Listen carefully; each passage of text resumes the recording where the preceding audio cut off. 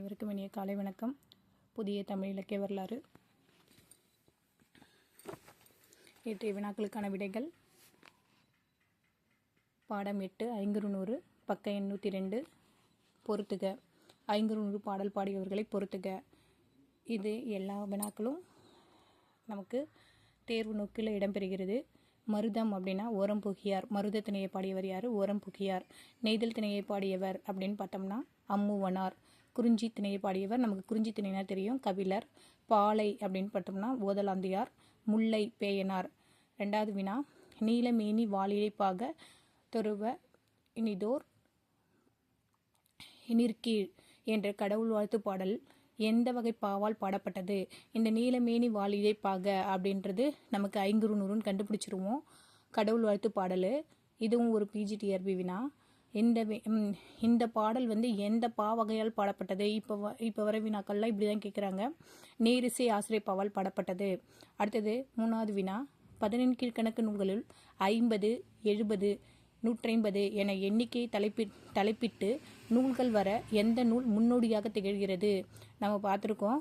15 கீழ்கணக்கு நூல்களில் 5 50, 5 70, திணைமாலை 150 இப்படின்னு எண்ணிக்கையை தலைப்பிட்டு நூல்கள் வர எந்த நூல் முன்னோடியாக திகழ்ந்தது அப்படின்னு கேட்டோம்னா இந்த 500 தான். அடுத்தது 4வது வினா, இந்திர விழாவை பற்றி குறிப்புகளை முதலில் பதிவு செய்தவர் யார் அப்படின்னு பார்த்தோம்னா ஓரம் புகியார். இந்த இந்திர விழா எதெல்லாம் வரும் அப்படின்னு பார்த்தோம்னா நமக்கு சிலப்பதிகாரம், மணிமேகலையிலும் வரும். அந்த விழாவை பற்றி முதல்ல குறிப்பிட்டவர் யார் அப்படின்னு கேட்டால் ஓரம் புகியார். இந்த இந்திர விழா எத்தனை நாட்கள் நடக்கும் அப்படின்னு சொல்லிட்டு நீங்கள் என்ன பண்ணுறீங்கன்னா எனக்கு சொல்லுங்கள். அடுத்தது நேற்று போட்ட வினாவில் புதிய இலக்கிய வரலாறு பாடம் எண் 8 500 பக்க எண் 105 1வது வினா, நெய்தல் திணையை பாடி அம்முவனார். நெய்தல் திணையை பாடியவர் அம்முவனார் நமக்கு தெரியும். பற்றி அம்மு என்பது இவரது பெயரொருந்ததாகவும் வாய்ப்புண்டு என்ற கூறிய உரையாசிரியர். இவருடைய பெயராக இருந்திருக்கலாம் அப்படின்னு வாய்ப்புண்டு அப்படின்னு சொல்கிறது.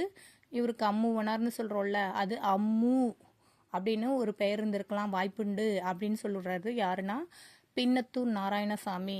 இந்த பின்னத்தூர் நாராயணசாமி யாரு அப்படின்னு எனக்கு சொல்லுங்கள். 2வது வினா, கோவை அந்தாதி இலக்கியங்களுக்கு முன்னோடியாக எந்த பகுதி உள்ளது? இந்த கோவை அந்தாதி இலக்கியங்களுக்கு முன்னோடியாக தொண்டிப்பத்து. இப்போ முன்னாடி பார்த்த வினா என்ன? 5 50, 5 70 இதுக்கு முன்னோடியாக விளங்கும் நூல் அப்படின்னு கேட்டால் 500. அப்போ கோவை அந்தாதி இலக்கியங்களுக்கு முன்னோடியாக விளங்கும் நூல்னு கேட்டால் தொண்டிப்பத்து 500 தான். இதே மாதிரி பதிற்று பத்துலேயும் நமக்கு வரும். அது எந்த பத்துன்னு மெசேஜ் பண்ணுங்க.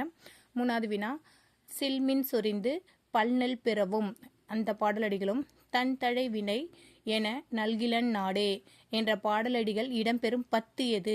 2 வினா இதில் இருக்குது. சப்போஸ் உங்களுக்கு சில்மின் சொரிந்து பல்நெல் பெறவும் அப்படின்னு பாடலடி இடம்பெறும் நூல் எதுன்னு கேட்டால் 500. எந்த 10ல் இடம்பெறுதுன்னு பார்த்தா நெய்தல் திணை. அப்போ அந்த நெய்தல் திணையை பாடியவர் யார்? அம்முவனார். இதிலே 3 வினாக்கள் இருக்குது. என்ற பாடலடிகள் இடம்பெறும் 10 எது அப்படின்னா நெய்தல் திணையில் 10. அடுத்தது 4வது வினா, வெள்ளம் என்பது எண்ணிக்கை மிகுதியை குறிக்கும். பேரன் என்னும் தன் பாடலில் சுட்டி காட்டியவர். வெள்ளம் என்பது எண்ணிக்கையை குறிக்கும், அது பேரென்ன அப்படின்னு சொன்னவர் யாரு அப்படின்னா கபிலர். கபிலர் எதை பாடியிருக்காரு? நமக்கு குறிஞ்சிக்கிளியை பாடியவர் கபிலர். அடுத்தது 5வது வினா, தலைமகளும் சுரவழியில் மேற்கொள்ளும் உடன்போக்கை அறவழி சார்பினது என்ற கொள்கையை குறிப்பிட்டவர் ஓதலாந்தையார். இதுவும் 2 வினாவை பார்க்கணும். தலைமகனும் சுரவழியில் மேற்கும் உடன்போக்கை அறவழி சார்பினது என்று குறிப்பிட்டவர் எல்லாம் குறிப்பிடும் நூல் எதுன்னு கேட்டால் 500. குறிப்பிட்டவர் அப்படின்னு கேட்டால் ஓதலாந்தியார். இந்த ஓதலாந்தியார் பாடல் எந்த திணையை பாடினாரு அப்படின்னு பார்த்தோம்னா பாலை திணையை. தேர்வு நோக்கில் வெற்றி என்ற இலக்கோடு பயணிப்போம். நன்றி.